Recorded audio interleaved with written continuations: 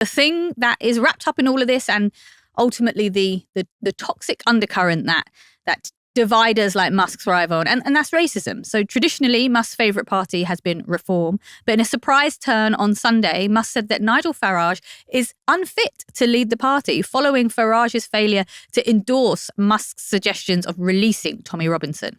Yeah, so Tommy Robinson, obviously a very contentious figure on the British far right, within the British far right, I should say. He's not particularly contentious outside of it. Everyone thinks he's a dick. But within the far right, he is quite a contentious figure. And I think as part of Farage's attempts to sort of launder the reputation of Reform, after an election campaign in which there were various racist comments made by Reform candidates, I think in an attempt to sort of detoxify the brand of Reform, Farage, whilst lavishly praising Elon Musk, did stop short of supporting his comments on Tommy Robinson. And that seems to have led Elon Musk to demand that Farage be removed as the leader of the Reform Party, which, were he capable of feeling shame, I imagine would be deeply embarrassing for Nigel Farage. But given Musk's turn against Farage, the Sharks have sensed blood in the water and are vying for attention. Conservative Robert Jenrick, the former Tory leadership hopeful and now Shadow Secretary of State for Justice, jumped on an opportunity to sow racist division. Here he is speaking to Radio 4's Today programme with Nick Robinson. Some of these people hold backwards attitudes to women. We know from the Jay report that British Pakistani men were overrepresented as members of these rape gangs. And we know that many selected their victims because they were white and viewed them as worthless as a result. It is important that we're honest about that. And I'm being not honest, going to do you want to sanitize stop or disguise migration my of language. Pakistanis? Look, I think that it is very difficult to successfully integrate the very large numbers of people who we have had coming into our country in recent years. So Jenrick has doubled down on the anti-immigration rhetoric there and goes on to regurgitate Suella Braverman's line from last year that not all cultures are equal.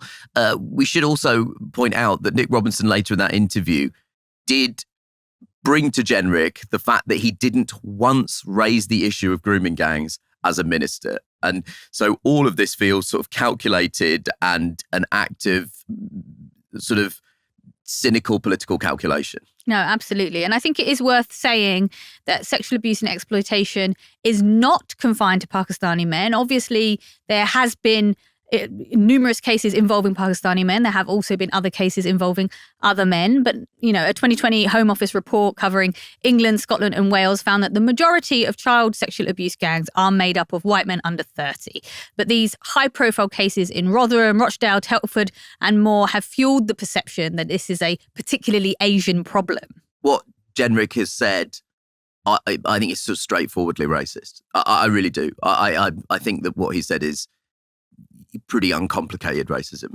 I think it's embarrassing in so many ways, not least because at its core, there is a kind of jostling for position amongst sections of the hard right of British politics for the approval of Elon Musk. And that's all this feels like. It feels like Jenrick is dancing for the king. And there are a lot of people in politics and also, if I'm being completely frank, in comedy that in the last few years have been dancing for the richest man in the world and dressing it up as either an act of political analysis or cultural subversion. And all they are is court jesters capering for a baron. That's all it is. And yeah, I mean, there is no depth to my contempt for Robert Jenrick. There is absolutely no depth through it whatsoever. Oh, absolutely. I mean, the gall of this man to be like, oh, the Labour government aren't doing enough. You were part of a party that was in government. You had a ministerial role in the Home Office. You did nothing. You did absolutely nothing whatsoever.